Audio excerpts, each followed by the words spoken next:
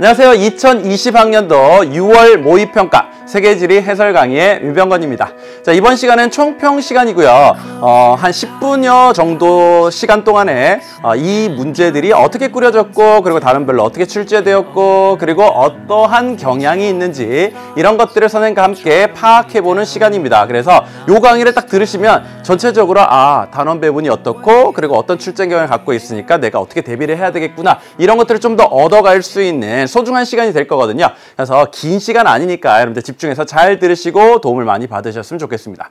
자, 일단 여러분들 시험 어떻게 보셨나요? 아마 3월, 4월 학평에 비해서는 난이도가 좀 부쩍 올라가서 학생들이 조금 버거워하는 이런 학생들도 있는 것 같고, 그 다음에 뭐 사소한 실수 아니면 조금 잘 몰라서 틀리는 문제들도 분명히 있었을 것 같습니다. 하지만 이게 수능은 아니니까요. 우리에게 아직 남아있는 시간이 있고 하니까 그 사이에 우리가 충분히 보완할 점을 찾고, 그리고 차근차근 잘 채워나간다면 수능에서 좋은 기쁨을 맛볼 수 있지 않을까 싶습니다. 자, 그러면 우리가 이제 1번부터 20번까지 문제를 쭉 다 풀어보고 왔는데, 자, 어떻게 이번 시험을 총평을 내릴 수가 있는지 선생님과 함께 하나씩 살펴보도록 할게요. 자, 우선 6월 모의평가는요, 빈출 주제 위주로 출제가 되었어요. 그래서 기출문제를 통해서 여러분들이 충분히 많이 풀어봤던 주제들이고 약간씩 정도만 변형되어 있는 편이기 때문에 여러분들 충분히 예측 가능한 범위 안에서 출제되었다라고 얘기할 수 있습니다. 그래서 난이도가 막 너무 극심하게 어려웠다 이렇게 얘기하기는 좀 어려운 시험이었고요.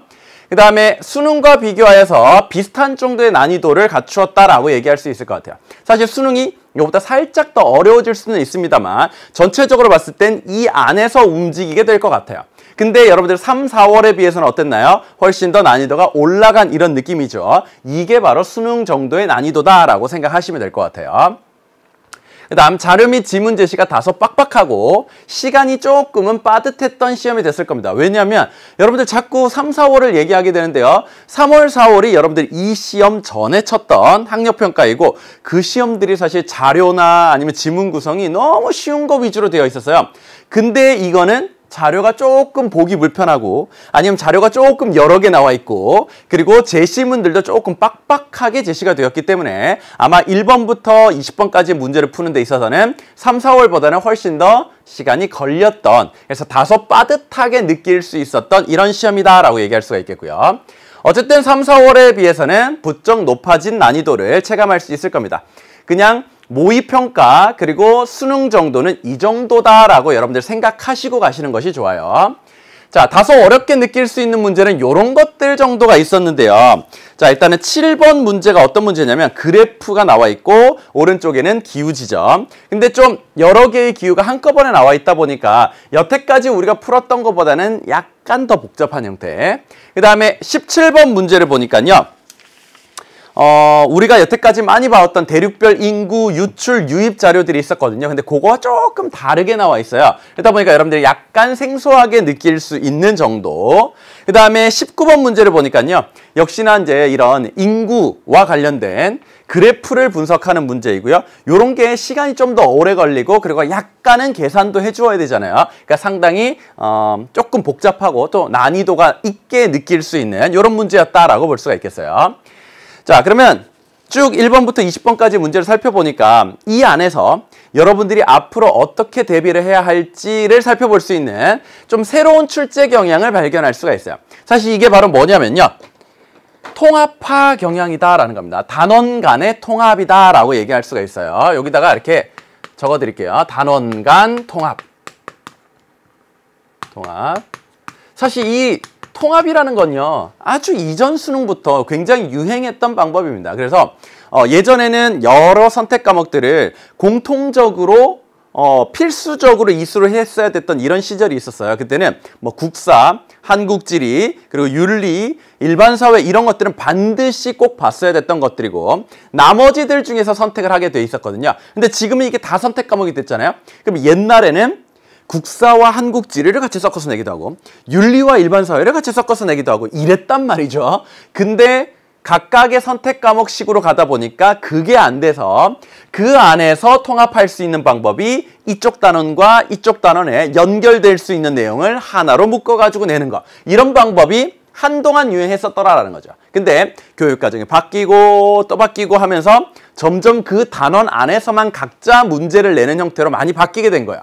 근데 최근에 들어서 이런 출제 경향이 다시 등장하게 되었다라고 생각하시면 돼요. 그래서 이 내용들을 쭉 살펴보다 보면 분명히 열대기후 문제인 것 같은데 건조도 들어가 있고, 아니면 온대기후 문제인 것 같은데 냉대도 들어가 있고, 빙하지형 문제인 것 같은데 건조지형의 내용도 들어가 있고, 이런 식의 문제들이 상당히 많아지게 되었다라는 겁니다. 그만큼 단원 간의 통합화 경향이 이제 슬슬 발동을 거는 것이다 라고 생각하시면 될 것 같고, 사실 우리가 6월과 9월에 이런 문제 출제 경향을 잘 봐두셔야 되는 게, 여기에 새로운 출제 경향이 곧 수능으로 직결되는 경우가 많았거든요. 이런 데서 등장한 문제가 수능에서도 나오게 되는 거고, 이런 식으로 새롭게 출제되는 경향의 문제가 수능에 나오게 되는 거거든요. 근데 어쨌든 기존의 시험에 비해서는 2개 이상의 내용이 통합되어서 출제되는 이런 경향이 굉장히 뚜렷해지고 강해졌기 때문에 9월과 수능에서도 이런 기조가 유지될 가능성이 높습니다. 사실 뚜렷한 대비법은 없습니다. 왜냐하면 어차피 각각의 내용을 다 공부를 하게 되면요, 관련성이 있는 것들은 문제를 풀 때 여러분들의 그 각각의 기억 속에서 끄집어내와서 적용을 시키면 되는 거거든요. 그 2개가 같이 겹쳐진다고 엄청 문제가 어려워지고 이런 건 아니란 말이죠. 그러다 보니까 각각의 단원을 충실하게 공부하되 연관성 있는 것들을 한번 생각을 해볼 수 있는 정도, 요렇게 공부하시면 좋을 것 같습니다. 자, 그러면 각각의 단원별로 어떻게 출제되었는지 한번 볼게요. 사실 선생님이 4월 달에도 여러분들에게 학평 단원별로 어떻게 출제되었는지를 쭉 보여드렸는데, 사실 그 칸에서 거의 벗어나지 않았어요. 그렇기 때문에 거의 우리가 많이 봐왔던 그런 단원의 내용들, 그런 문제들이 보통 출제되었다라고 볼 수 있어요. 자, 일단 여기서는 고지도 문제 꼭 나온다고 했었죠. 당연히 꼭 나왔고요. 그 다음에 여기서는 지리정보체계 문제 나왔습니다. 그래서 그 안에서 최적의 입지를 찾는 것, 요것도 많이 풀어봤던 문제가 나왔고, 그 다음에 이제 열대, 온대, 건조기후, 냉한대, 뭐 요런 것들이 사실 요 안에서 계속 섞여 있어요.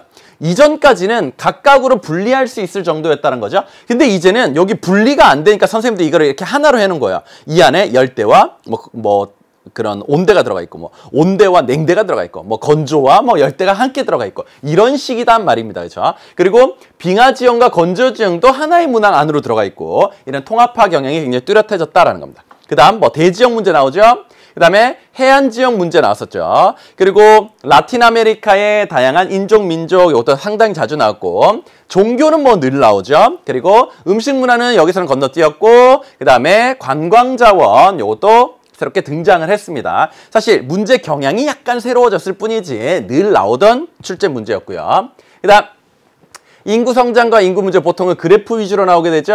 그 다음에 세계의 인구 이동과 지역 변화, 이것도 자료와 함께 출제가 되었어요. 그 다음에 도시와, 이것도 역시나 자료와 함께. 그래서 이것들은 보통 그래프를 가지고 풀어나가는 문제 형태로 많이 나왔죠.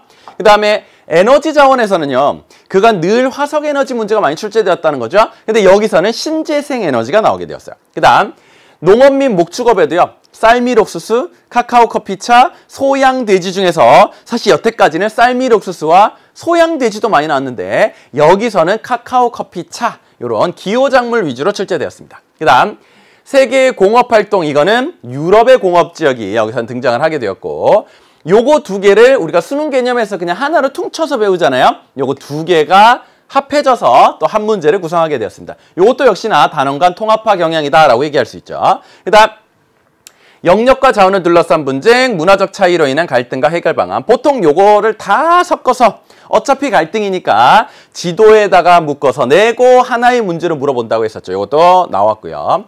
그 다음 쌤이 이거 늘 안 나온다고 했잖아요. 이게 벌써 몇 년째 안 나오고 있거든요. 그 배경은 얘기를 해드렸고, 어쨌든 이것도 이번 시험에서는 비어 있습니다. 그 다음 다양한 환경 문제와 공존을 위한 노력, 여기서는 환경 문제가 또 출제되었다라는 거죠. 이런 식으로 단원 간에 골고루, 그리고 우리가 늘 봐오던 내용, 그리고 기출문제에서 많이 풀어봤던 이런 유형으로 많이 출제되었기 때문에 여러분들 엄청 어려운 이런 문제는 별로 없었어요. 다만 여러분들이 조금 부족한 거에 따라서 틀린 문제가 있을 수도 있다라는 거죠. 그리고 자료가 약간 생소하게 나오면 여러분들이 아직 적응이 덜 돼가지고 또는 그 빡빡한 시간 안에 문제를 다 풀어내다 보니까 약간 긴장해서 틀릴 수도 있습니다. 그렇지만 이제는 잘 보완을 하시면 되는 거고요. 다음번에 그런 문제 나왔을 때는 안 틀리면 되는 거거든요. 네, 그래서 이렇게 골고루 문제가 잘 출제되었다라는 것 여기까지 말씀드립니다.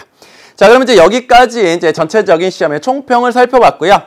요거 다음에 이어지는 본 강의에서는요, 1번부터 20번 문제를 하나하나 차근차근 출제 경향과 함께 살펴보도록 하겠습니다. 여러분들 요 다음 시간이 본 내용인 거 아시죠? 네, 그 강의에서 만나도록 할게요. 안녕!